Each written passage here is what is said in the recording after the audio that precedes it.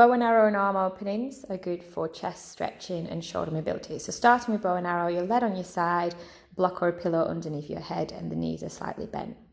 Stacking the arms on top of one another, the top arm is going to be the moving arm, so it's almost like you're drawing back on a bowstring. So pulling back from the elbow, rotating the chest and head so that the rotation happens through the breastbone and ribs, and then sliding that hand back, reaching forwards each time. So breath in, breath out, rotating backwards. Letting the weight of the arm create that stretch, breath in and breath out to rotate.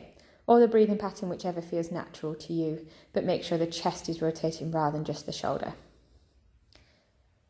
A modification on this, you can add a soft ball in, and you go through exactly the same motion, sliding the ball forwards and then drawing the ball back towards you before continuing into that bow and arrow line.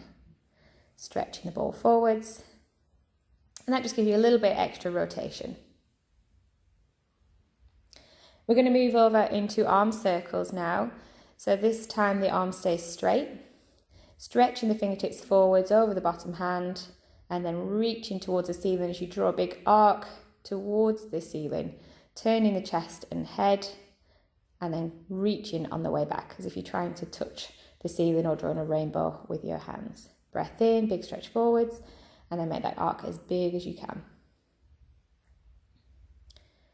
The stretch should be felt across the chest, not so much down through the back of the shoulder.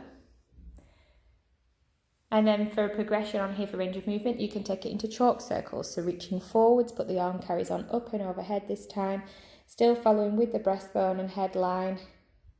The hips stay fairly still, so try not to let them rotate back. And you continue to draw a full circle all the way back over the hips, reaching forwards towards the end and repeating. Big stretch. Breathing in as you open up. Let that thoracic spine and chest area mobilise and stretch. And then you can repeat it all on the other side.